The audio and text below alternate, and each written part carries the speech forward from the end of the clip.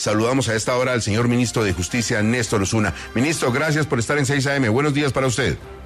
Muy buenos días, Gustavo, y a toda la audiencia. Ministro, aquí a su disposición. Muchas gracias, ministro. Pues usted entenderá que ayer hubo mucho revuelo con el asunto de ese artículo incluido en un proyecto de ley. ¿Por qué no nos cuenta de dónde salió el artículo? Vean, eso es el siguiente asunto. El proyecto de ley tiene como finalidad dar cumplimiento a las órdenes de la Corte Constitucional sobre estado de cosas inconstitucionales en materia carcelaria, es decir, intentar superar el hacinamiento y el déficit de derechos humanos en las cárceles. Para ese proyecto de ley tiene varias estrategias de resocialización, de justicia restaurativa, de distintas cosas. Resulta que una de las instrucciones de la Corte Constitucional, instrucciones que obviamente han sido dirigidas al Ministerio de Justicia, no a la prensa, es hacer pedagogía para que nuestra sociedad tenga en cuenta que el sistema penal no intenta anular a una persona y que no se trata de digamos, del refrán ese horroroso, el dicho ese de que la gente se pudre en la cárcel, sino que el sistema penal tiene el sentido de resocializar, de evitar la reincidencia y de permitir que las personas que han cometido delitos se reintegren a la sociedad. Ministerios anteriores han hecho esos esfuerzos pedagógicos y la Corte Constitucional siempre ha dicho que eso no es suficiente. Entonces, pensamos que para esto se requiere la ayuda de la prensa, o sea, que la prensa nos ayude en esas campañas pedagógicas. En esa línea de idea encontramos que hay una ley que hoy en día está vigente. Varios colegas que ya se sorprendieron de que esa ley está vigente, es la ley 30 de 1986, que ya contiene una disposición calcadita de la que nosotros habíamos puesto en el proyecto de ley. Dice que la prensa escrita, radial y televisiva tiene la obligación de promover unos mensajes, esa ley es ley de estupefacientes, que prevengan la drogadicción y prevengan también o eviten el narcotráfico. Que los medios de comunicación pueden hacer esos contenidos directamente y en ese caso los tienen que someter a aprobación del Consejo Nacional de Estupefacientes. O si no, los medios pueden tomar los contenidos que hace el gobierno y los publican ellos. Entonces, nos pareció que si ya esa ley estaba vigente y se proponía simplemente un cambio de énfasis que no es para asuntos estupefacientes, sino para promover, digamos, el carácter humanista de la política penitenciaria, podíamos trasladar ese proyecto de ley. Por supuesto, no pensamos en que fuera el Consejo Nacional de Estupefacientes el que mirara los contenidos, sino el Consejo Nacional de Política Criminal, que es un órgano en el que está, pues, hay miembros del Parlamento, del Poder Judicial, es un órgano muy grande. Por eso lo hicimos. Encontramos también un proyecto del año 2017, presentado en el gobierno anterior, que seguramente ellos también pensaron en lo mismo. Se requiere ayuda de la prensa y presentaron un proyecto igualito, un artículo igualito. Ese no fue aprobado por el Congreso, pero la verdad es que pasó sin pena ni gloria, nadie lo advirtió y ahí quedó archivado. Ahora, habida cuenta de la reacción que suscitó ayer, pues por supuesto, mire, lo que nosotros, primero que todo, conmigo podrán contar para cualquier cosa menos para ir a coartar la libertad de expresión, y este no es un proyecto sobre libertad de expresión.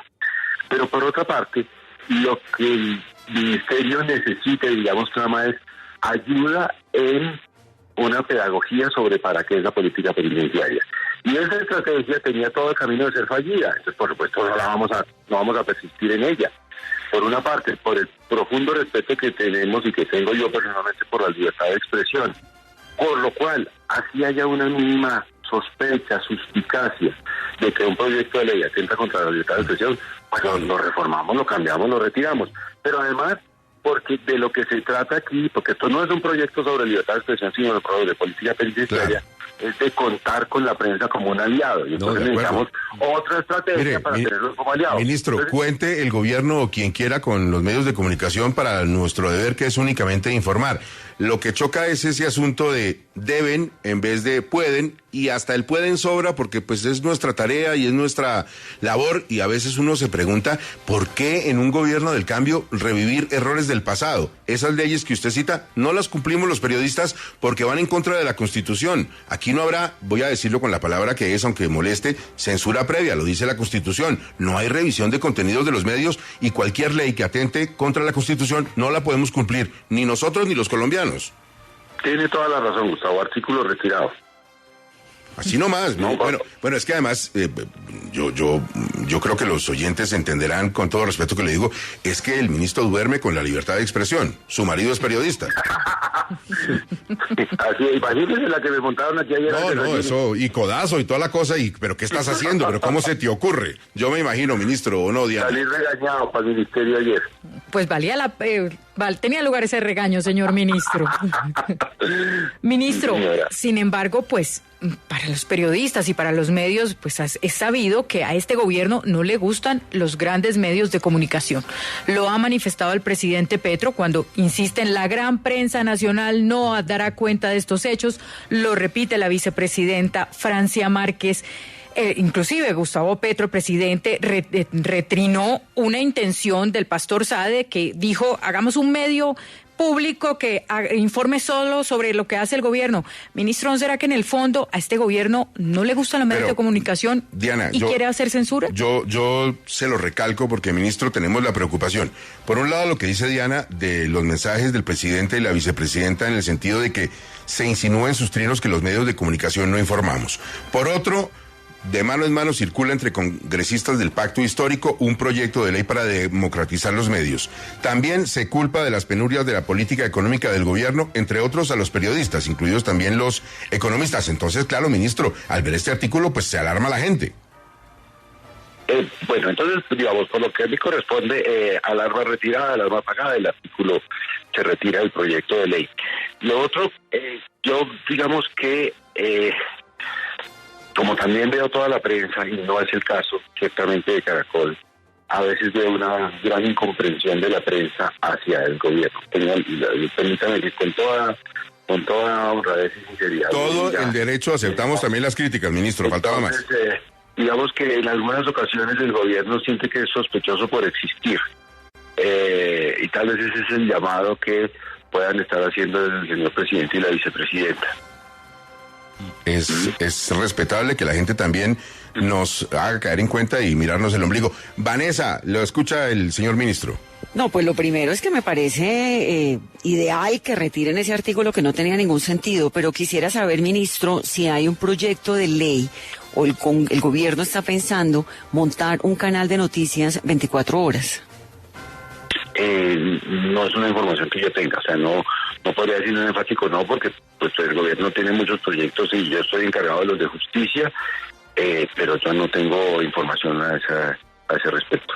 Pues tocará llamar a la ministra también de las comunicaciones. A ver, Espinosa, lo escucha el ministro. Ministro, es que usted mencionó y lo explicaba ayer también que ya hay un artículo similar que se aprobó en Colombia hace muchos años y que andaba por ahí. Que Barco, tal vez, época Barco. Exacto, incluso creo que es posterior. Sí, exacto, Barco, y creo que después en el 94. En este caso el barco sería el Titanic porque se hundió ya, ¿no? Porque se hundió. La pregunta es, ese artículo que estaba por ahí rondando y que existe todavía, ministro, ¿usted también ha pensado en meterle su machetazo? Pues es que a partir de ayer se me ocurrió que la mejor idea es derogar eso. No, proponerle al Congreso que derogue eso, porque ciertamente fruto de la sesión que he tenido ayer, pues creo que efectivamente el Estado no debe imponer contenidos. Esto más que imponer contenidos es revisar un contenido que haga la prensa. Otra cosa es que el Estado haga un mensaje de 15 minutos y lo difunda por los medios del Estado, o incluso que le solicite a un medio privado que lo difunda. Pero por supuesto lo de revisión previa no es propio de nuestra época y no es propio del talante de la Constitución. Entonces sí, probablemente podamos derogar ese precepto, que bueno, como Gustavo dice que no lo cumple, tal vez por eso ha pasado ahí, pero a ser todos dentro de la ley, pues bien podríamos, yo creo que iniciar un proyecto para derogar ese precepto, que es artículo 10 de la ley, una ley de 86, ahora se me olvidó el ley de estupefacientes. Bueno, pero entonces ley 30, sí, señor. Queda olvidado, archivado, aprobado, sí, aprobado. Muy bien, ministro. Espinosa, despierte, Espinosa. Vamos más rápido. Bueno. Oiga, ministro, sé que ayer tuvo unas reuniones importantes, no quiero dejar pasar esto sobre el tema de hacinamiento, pero a ver, Vanessa, usted tiene unos datos de hacinamiento en las cárceles. Pues muy complicados, la verdad, Gustavo, porque Colombia es un país donde lastimosamente el hacinamiento está a la orden del día. En el caso de Hilary Castro, pues pone nuevamente sobre la mesa este tema. Y mire, en la URI de Puente Aranda, que fue el lugar donde falleció este abusador de la menor de edad, había un hacinamiento del 95% según la personería. Tiene cupo para 350 personas y de acuerdo con el registro habían 601 personas. Y en la celda, digamos en el espacio en el que estaba este señor, este violador, había por lo menos 80 presos más. Esta situación pues no solamente es allí, sino en general en todo el país. Lo que dice el IMPEC y el Ministerio de Justicia, de las cifras recientes del ministro, hablan de un hacinamiento de más del 20% en junio de este año en todo el país. Así es. Hay entonces, Vanessa, que me estaba diciendo, hay situaciones aún más graves. Estación de policía de Riohacha, un hacinamiento de más del 1000%. Eso me enteré yo porque estando yo recién posesionado, me llamó el defensor del pueblo, así, ministro, estoy en la estación de policía de Riohacha, usted tiene que venir ya a ver esto, pero si no logra alcanzar coger un vuelo, le mando las fotos. Yo quedé aterrado. Un hacinamiento del 1000%, una gente empacada como una lata de sardinas. Eso tiene que acabar y a eso apunta el proyecto de ley que vamos a presentar. Mire, la idea del proyecto de ley es presentarlo en marzo, pero yo mismo le he entregado a varios parlamentarios, y a quien me lo ha pedido, si quieren les envío proyectos de borradores, porque quiero que eso se discuta antes de presentarlo formalmente al Congreso. O sea, este proyecto seguramente va a ser controversial, pero no creo que sea sorpresivo. Entonces, discutirlo, mire, estamos pensando en asesinar de esta manera, estamos pensando que las casas no pueden tener esta fisonomía distinta a la que tienen en la actualidad. Si la solución fuera fácil, le aseguro que los gobiernos anteriores la hubieran adoptado. Eso soy consciente. No es fácil porque, como usted comprenderá, hay escasez de recursos, hay un atraso en la infraestructura carcelaria de años. Imagínense lo siguiente, en general, el déficit es como de 40.000 cupos. Es decir, una ciudad como Mocoa o como San Andrés tendríamos que construir simplemente para ponernos al día, porque el monte del penitenciario de Colombia es de 200.000 personas privadas de libertad, en cifras redondeadas. O sea, una ciudad como Tunja. A esas son nuestras cárceles, una ciudad de las dimensiones de Tunja. Y nos hacen falta 40.000 cupos más. Desde que se inauguró la Constitución hace 31 años hasta el día de hoy, el promedio de creación de cupos por año ha sido de 1.600. Entonces, claro, si nosotros llegamos a hacer lo mismo que se ha venido haciendo, pues haremos 2.600 y si nos ponemos muy pilos, haremos 2.000 cupos al año. Eso no resuelve el problema. Entonces, uno diría, haga 40.000 cupos. Eso se puede decir, pero es eso, hace una ciudad como Mocoa en un año. Eso es imposible. Creemos que además es inconveniente, que por ahí no es. ¿Sí? Entonces estamos planeando otro tipo de medidas. Tienen que ver con resocialización, con colonias agrícolas, con que por trabajo y por resocialización se reduzca el tiempo efectivo de privación de libertad. En fin, una cantidad de medidas que creemos que en un par de años pueden disminuir ese hacinamiento. Las estaciones de policía y las URIs están a cargo pues de las entidades territoriales y la URI pues estarán a cargo de la Fiscalía. Claro. Allí hay otro proyecto de ley para darle recursos a los municipios para que esos centros, que son centros de detención de gente que no está condenada, pues sean en condiciones más dignas, en condiciones más propias de centros de detención. Es que una estación de policía y una URI no están diseñadas, no están hechas arquitectónicamente como cárceles.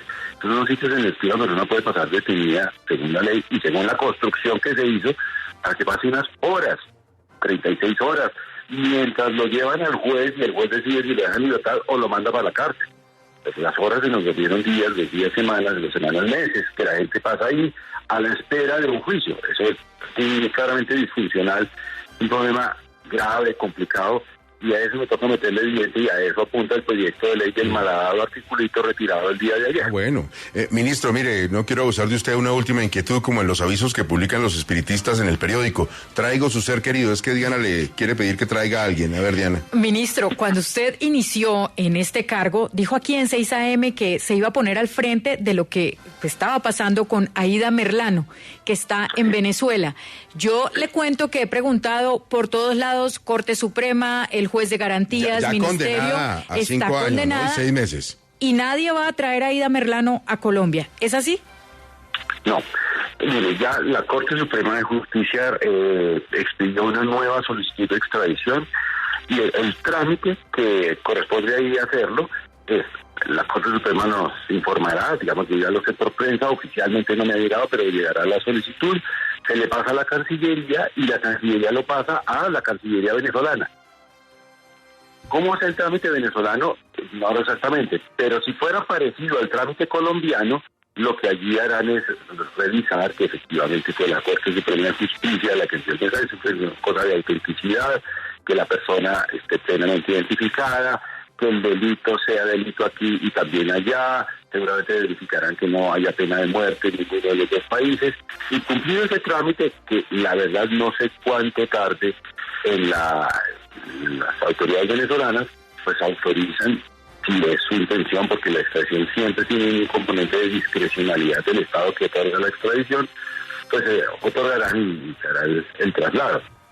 Perfecto. Ministro, entonces el articulito se va, el de la libertad de expresión, y Aida viene. Ministro, gracias. Buen día para usted. Felicidades. Gracias, hasta luego.